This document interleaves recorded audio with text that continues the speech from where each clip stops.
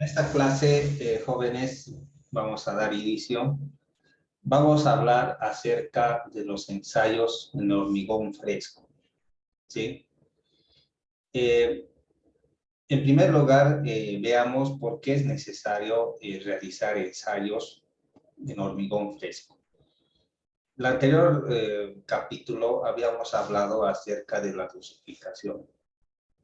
Bueno, lo más importante en la dosificación es calcular la cantidad de cemento, arena, grava y agua que tenemos que colocar a una mezcla a fin de tener la resistencia a la compresión que estamos buscando. Esa resistencia está muy relacionada al cálculo estructural que se hace. Entonces se hace el cálculo estructural tomando en cuenta una resistencia del concreto y se espera que al momento de la construcción podamos reproducir la misma resistencia del concreto. Pero, ¿cómo poder estar seguros de que tenemos esa misma resistencia que se ha previsto en el cálculo, en la realidad? Lo mejor es hacer un control mediante muestras de hormigón fresco, ¿sí? Entonces, una de las principales formas de tomar estas muestras es la extracción de cilindros. Ustedes seguramente han visto los cilindros metálicos, cómo funcionan. Están compuestos de dos partes. Tienen una base y tienen una forma cilíndrica que se abre y se cierra con un tornillo de mariposa. Y se lo arma junto con la base, se lo asegura y se vacía la mezcla. Aparte tiene una varilla lisa, ¿sí? Donde tienes que empezar a chusear, ¿no? Eso está bajo norma también, no es nomás golpear como sea. Tienes que chusear, tienes que nivelar, tienes que golpear también el cilindro con un martillo de baquelita a fin de que la mezcla pueda estar en buenas condiciones y el cilindro pueda reflejar las condiciones ideales de la mezcla que se ha vaciado. Entonces, esto cuando se endurece y pasa cierto tiempo, se rompe prensa y así se puede estimar la calidad del hormigón que se ha vaciado. Así que vamos a ver este procedimiento de acuerdo al reglamento. Ya no es nomás hacer, sino que tiene que tomarse en cuenta, ¿no? Bien. Vamos a ver algunas cosas que tenemos que saber acerca de la toma de muestras de cilindros, ¿no? Fíjense esto, ¿no? Cuando se trata de sacar mezclas de mezcladoras, ¿ya? O un camión hormigonero, la muestra debe obtenerse pasando el recipiente de recogida a través de toda la corriente de descarga, o haciendo que dicha corriente vaya a parar al recipiente para obtener el volumen necesario. Debe cuidarse que la velocidad de descarga no sea tan pequeña que pueda producirse segregación del hormigón. Entonces, si se está vaciando una losa, una viga, una columna, o incluso se está vaciando un pavimento rígido, lo más práctico es agarrar una carretilla, la moja en la carretilla, hay que mojar la carretilla, no puede estar seca, carretilla mojada, claro, sin agua, pero mojada, porque cuando ustedes vacíen la mezcla a la carretilla, como la carretilla está seca, la carretilla puede absorber cierta humedad a la mezcla. Así, para que eso no pueda evitarse, entonces la carretilla tiene que estar completamente mojada, ¿no? Así que cuando vacíes la mezcla sobre la carretilla, vas a tener una mezcla que mantenga su contenido de humedad. Entonces vacías la carretilla de la mezcladora o del mismo camión hormigonero, la cantidad como para 2 o 3 cilindros, ¿ya? Entonces, hay que recoger siempre en carretilla, es lo más práctico. No directamente al suelo, porque en el suelo puede estar seco o el hormigón puede contaminarse con otro tipo de partículas o puede pasar cualquier cosa. Entonces es mejor vaciarlo siempre en una carretilla que esté limpia y húmeda, ya mojada. Bien. Ahora, las muestras para los distintos ensayos se tomarán en el intervalo de vertido más o menos a la mitad de la descarga, no al principio ni al final. Esto es muy importante, porque si ustedes alguna vez han trabajado, ¿no? Ayudando o trabajando siempre, moviendo la mezcladora, ¿no? Tiene su volante la mezcladora, si alguna vez han hecho eso, ustedes se han dado cuenta que al vaciar, ¿qué es lo que sale primero de la mezcladora al vaciar? ¿Qué sale primero? A ver, ¿quién ha visto? Darío, ¿tú sabes qué sale primero?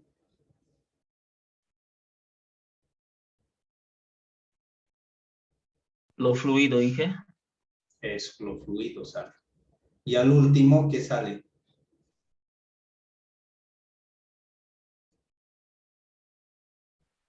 ¿Qué sale al último?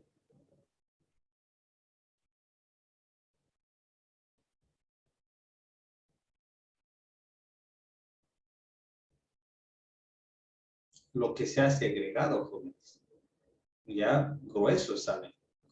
O sea que al principio sale el fluido y al último sale segregado, grueso, ya piedras.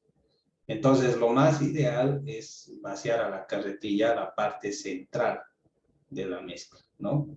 Donde se encuentra la mezcla más homogénea. Eso pasa en la mezcladora y, jóvenes, también pasa en el camión hormigonero. Y peor todavía, ¿no? En el camión hormigonero, como este no gira tan rápido como una mezcladora y no tiene tanta fuerza, se segrega más y la parte fluida está más todavía al principio. Entonces al principio sale un poco fluido, lo del medio sí es buen hormigón y la parte de abajo ya están las piedras, ¿no? Está la grava. Así que siempre vas a tener un poco de segregación. La idea es de que no tengas mucha segregación, solo un poco.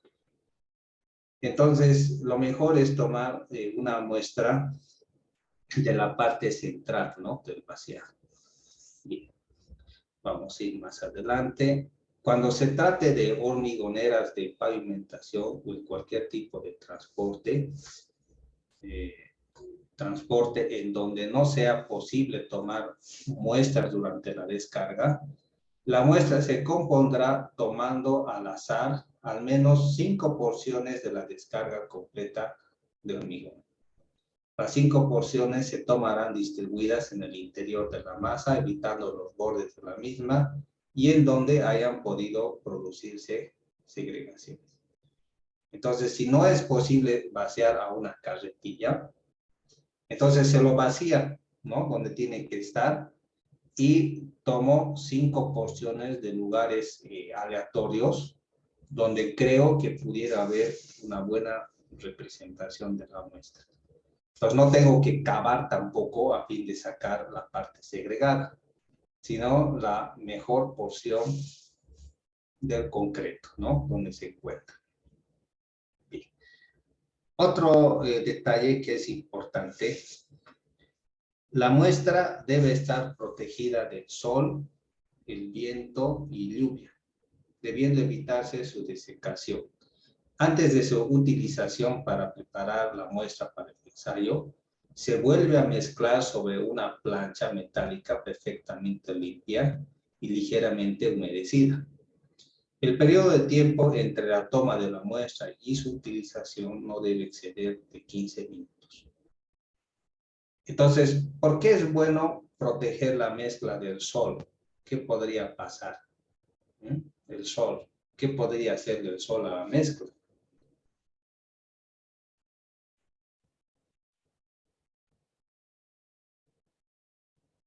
¿Qué dirían ustedes?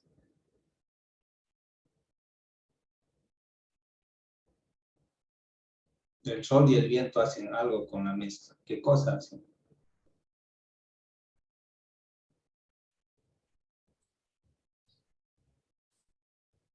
El sol podría causar una sequedad en la mezcla. El viento igual, jóvenes. El viento seca la mezcla. ¿Ya? Entonces, lo que sucede es que cuando le da el sol y el viento, la parte que está en contacto con la superficie se seca más antes que la parte de adentro del hormigón. O sea que hay una diferencia de endurecimiento. Entonces, la parte de arriba es la que fragua más rápido y endurece más rápido, mientras que del centro está todavía fresco. Y cuando hay esa diferencia de enduramiento debido al sol o al viento, pueden haber fisuras, fisuras pequeñitas, microfisuras. Entonces es bueno evitar el viento, el sol. ¿Y qué puede hacer la lluvia? ¿Sí? ¿Qué puede hacer la lluvia con el concreto?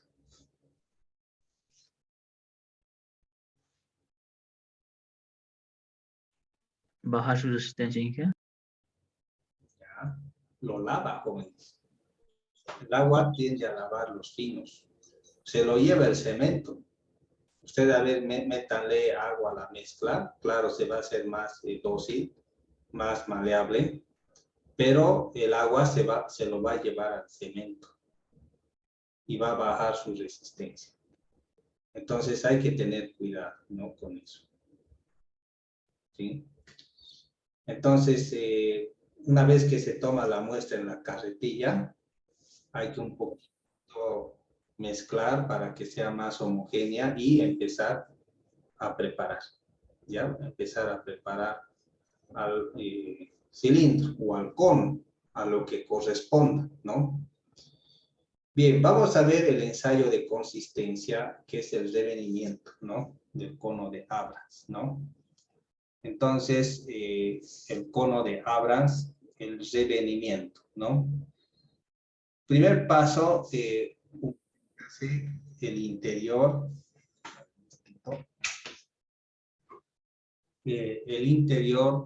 del cono, colóquese sobre una superficie,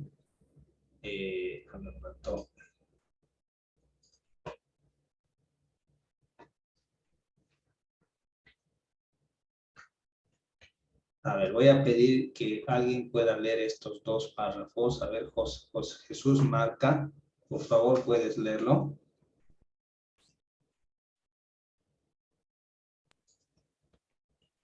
El 1 al 2, Inge. Sí.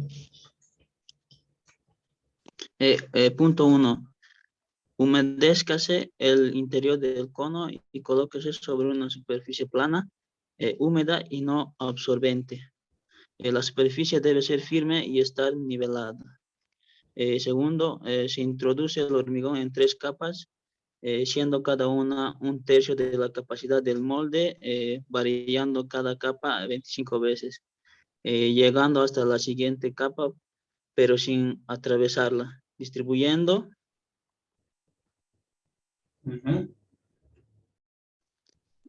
el variado de manera uniforme sobre toda el área. La varilla compactadora estándar será de acero de 16 milímetros de diámetro por 60 centímetros de largo, con uno de sus extremos redondeados para formar una punta hemisférica.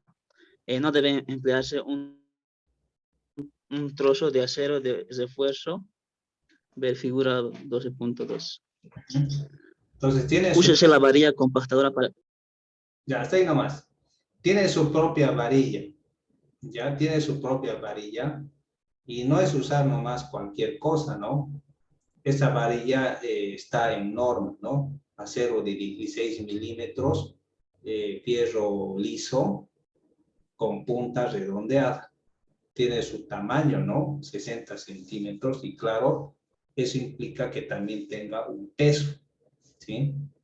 Entonces, hay que introducir el hormigón por capas. Y por capa hay que dar 25 veces. hay que varillar 25 veces hasta llegar al fondo de la capa, pero no, digamos, llegar hasta el fondo de la base. O sea que si colocas una capa, varillas hasta el fondo de la base, ¿no? Y en la segunda capa solo varillas hasta el fondo de esa capa, no hasta el fondo de la base. Y así hasta que puedas completar todo el cono, ¿ya? Y tiene que ser la varilla estándar, ¿no? La del reglamento. Vamos a ver el 3 y el 4. A ver, Marta, ¿puedes leerlo, por favor, el 3 y el 4? Úsese la varilla compactadora para eliminar el exceso de hormigón de la parte superior del cono y límpiese el hormigón desarmando alrededor del fondo del cono. Levántese el cono verticalmente con longitud y cuidado. Evítese realizar un movimiento de torsión, sacudir o chocar el cono contra el hormigón. Eso. Entonces se agarra la varilla y se empieza como a nivelar la parte superior, ¿no? Para que quede bien uniforme y rectito. Y hay que levantar el cono así. No hay que ser así, ni hacerlo así, ni hacerlo así, sino que hay que sacarlo de forma vertical, con cuidado, lentamente, y tratar de no mover la mezcla. Entonces, una vez que se ha retirado el cono, vamos a ver qué es lo que se hace. 5 y 6, a ver, Ruth, ¿puedes leerlo, por favor? Sí. ¿Se escucha? Sí, por favor. 5, ¿no? 5 y 6, Ruth. Ya. Colóquese el cono de revenimiento sobre la superficie cercana al hormigón revenido, pero de modo que no toque este. Tiéndase la varilla compactada a través de la parte superior del cono. Mídase la cantidad de revenimiento desde la parte de abajo de la varilla hasta la parte superior de la muestra revenida, sobre el centro original de la base de esta última. Véase en la figura 12.2.6. Deséchese este hormigón una vez que se ha medido el revenimiento. No debe utilizarse para hacer los cilindros de prueba. Eso. Entonces, no sirve para hacer cilindros. Se lo podría desechar, ¿no? A otro lado. Algunos lo meten a la mezcla del vaciado, ¿no? Pero lo mejor es desecharlo, ¿no? Es una muestra.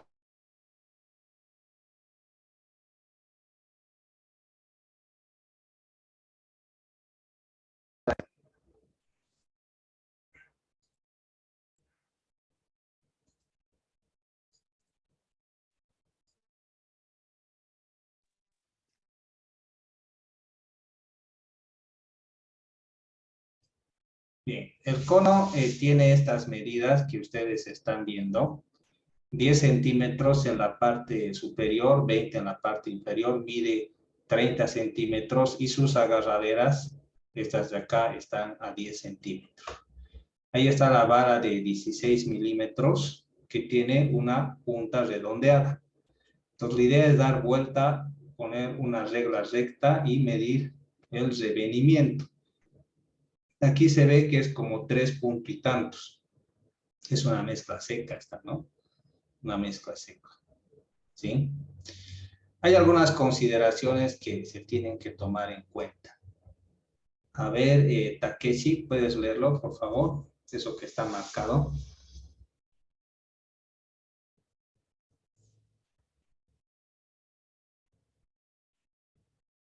¿Estás ahí, Takeshi?